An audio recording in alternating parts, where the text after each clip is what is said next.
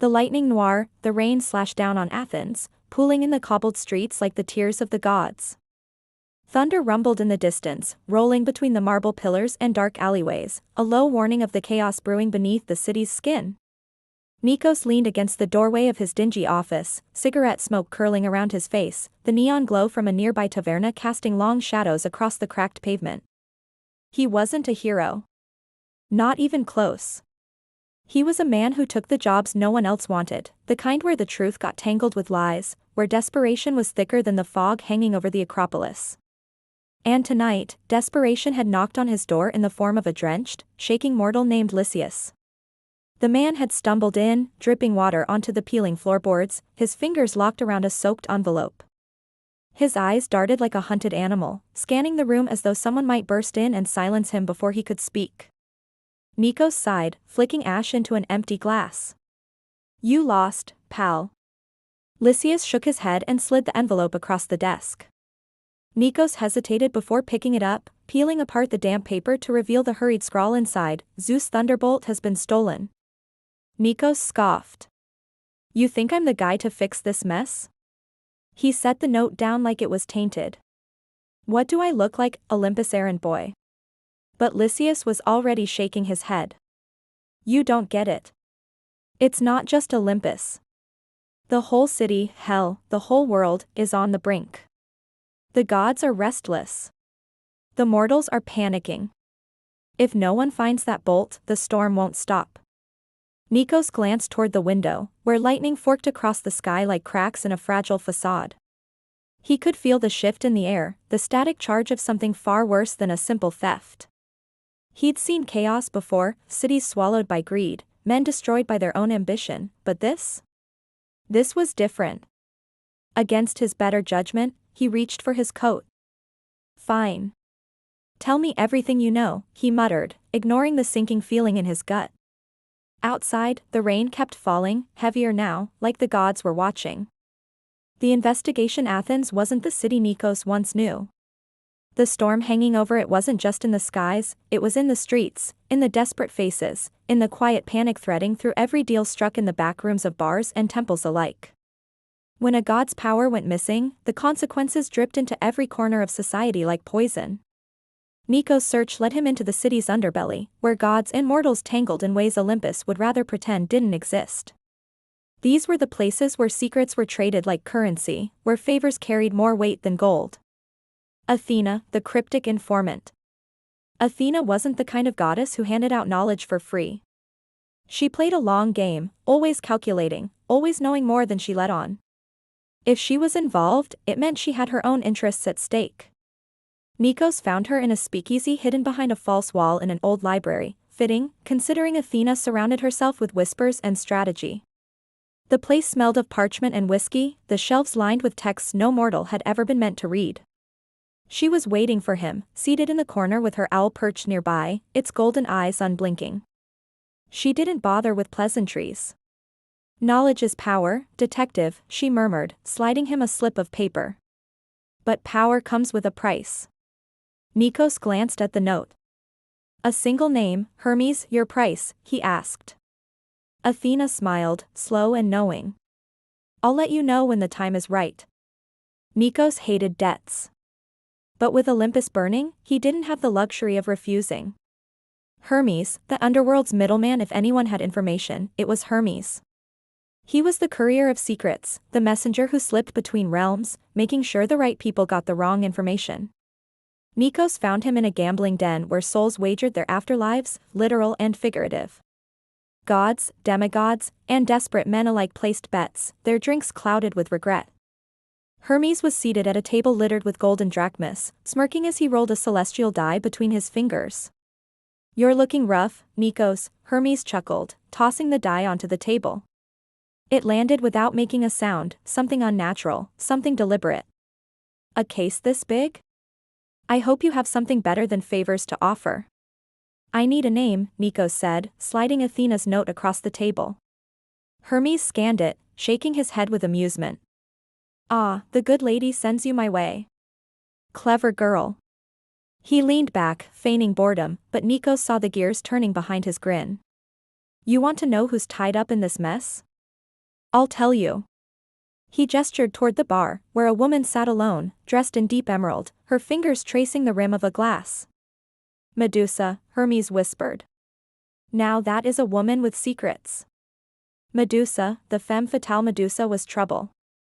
Nikos had dealt with plenty of dangerous women, but none who could turn a man to stone with a glance. She was the kind of woman who only let you see what she wanted you to, and with the thunderbolt missing, Nikos suspected she knew more than she let on. The jazz club was dark, the air thick with perfume and cigarette smoke. A live band played soft, haunting melodies, their music seeping into the room like a lullaby for the damned. Medusa sat in the back, her green eyes hooded beneath the veil she wore, a silent warning to anyone who dared get too close. Nikos slid into the seat across from her, the drink in his hand untouched. You know why I'm here, he said. Medusa smiled, slow and dangerous. I know a lot of things, detective. Then let's skip the games. She tilted her head, amusement flickering in her gaze. Where's the fun in that? Nikos exhaled sharply, frustrated. The thunderbolt, where is it? She traced the rim of her glass again, as if considering her answer. Finally, her voice dropped to a purr. What makes the thunderbolt so special, detective, she murmured. It's not the weapon, it's the belief it inspires. Without that, Olympus crumbles. And Nikos realized the truth was far worse than a simple theft. The twist piece by piece, Nikos unraveled the mystery, peeling back layers of deception like old wallpaper in a forgotten room. The gods hadn't lost their thunderbolt to one of their own, it was a mortal who had taken it. And not just any mortal. His name was Ordhan, a radical, a dissenter, the kind of man whose presence made leaders uneasy. He wasn't a king or a warrior, just a man who had grown tired of praying to silent gods, of watching mortals suffer while Olympus basked in untouchable glory. He had taken the thunderbolt not as an act of greed, but as a statement. Nikos tracked him down to an abandoned temple, its columns cracked, its walls covered in faded murals of gods long worshipped but rarely seen. Ordhan stood among the ruins, the thunderbolt clutched in his hands, not sparking, not roaring, just silent. Funny thing about power, Ordhan murmured, turning the weapon in his grip. Everyone thinks it lies in the weapon. In the fire, in the lightning. But that's not the truth, is it, detective? Nikos watched him carefully, the weight of understanding pressing down on him. He knew what Ordhan was getting at. The theft hadn't unbalanced Olympus because of the loss of their weapon, it had unbalanced them because of what it symbolized. Faith. For centuries, mortals had believed in the gods, feared them, revered them. Their prayers fed Olympus, their devotion keeping the order intact. But the moment doubt seeped into their hearts, when they started questioning the divine authority, the power of Olympus itself began to fray. And Ordhan had been spreading that doubt like wildfire. You took the thunderbolt to prove a point, Nikos said, his voice steady. You wanted people to see that gods aren't invincible. Ordhan's smile was grim. Not wanted. I succeeded. Look outside, detective. The temples are empty. The statues are fading. Olympus is rotting from within, and they don't even see it yet. Nikos exhaled slowly, running a hand through his rain-damp hair. He had walked into this case thinking it was just another job, another puzzle to solve. But this wasn't about stolen property. It was about belief. And belief, once shaken, was damn near impossible to fix.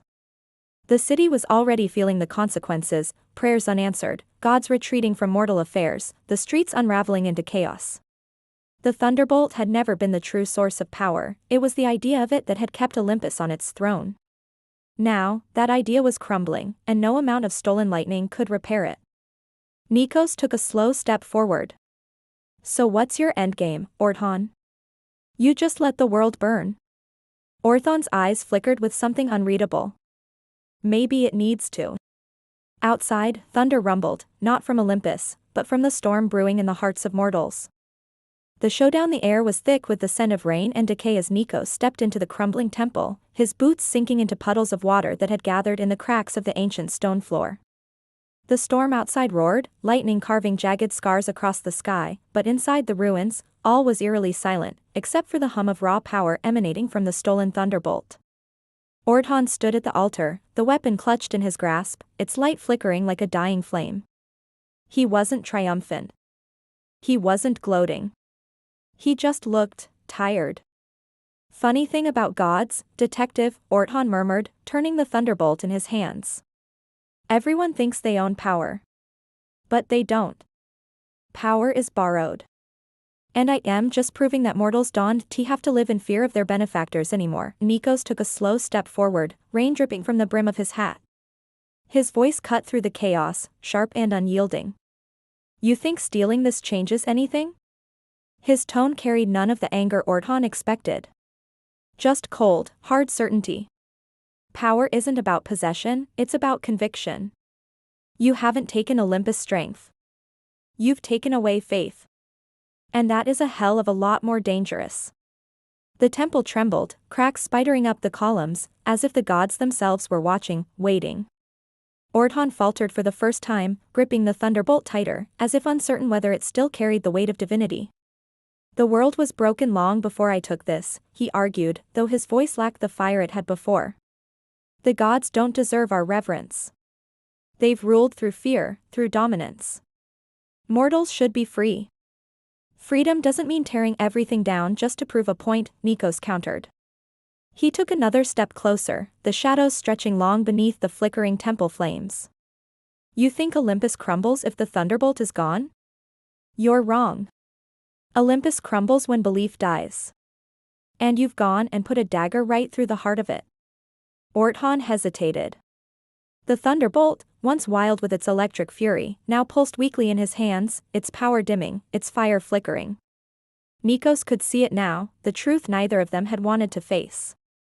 The gods weren't losing their power because Ordhan had stolen their weapon. They were losing because mortals had stopped believing in them. A slow, dawning realization washed over Ordhan's face, and Nikos seized the moment. With precise, measured motion, he reached forward and pried the thunderbolt from the mortal's grip. The weapon crackled at his touch, but Nikos didn't flinch. He wasn't afraid of gods, wasn't afraid of the consequences. The temple groaned as he stepped back, thunderbolt tucked beneath his coat. Ordhan didn't fight him. He just stared, as if seeing something far worse than his own failure. I'm not giving this back to Zeus, Nikos muttered, more to himself than to Ordhan. Not yet. He turned, stepping out into the stormy night, the rain swallowing him whole. Olympus had more to answer for than a stolen relic. And Nikos wasn't finished asking questions. Outro, the weight of storms. The case was solved, or so Nikos told himself. The thunderbolt sat heavy under his coat, its electric hum barely perceptible, as if it too knew the truth: some things, once broken, never truly mend. Athens remained soaked in rain, the cobbled streets slick with the remnants of a storm that refused to pass. The air smelled of damp stone and secrets too stubborn to stay buried. The temples stood eerily quiet, no prayers rising from their steps. Maybe they never would again. Nikos lit another cigarette, the ember flaring in the dark like a dying star. He let the smoke curl through the cold night, letting it mix with his thoughts he wished would quiet, but never did. Belief was a fragile thing, and now he wasn't sure if it could be salvaged. As he stepped deeper into the shadows, the distant crack of thunder reminded him there was always another storm brewing.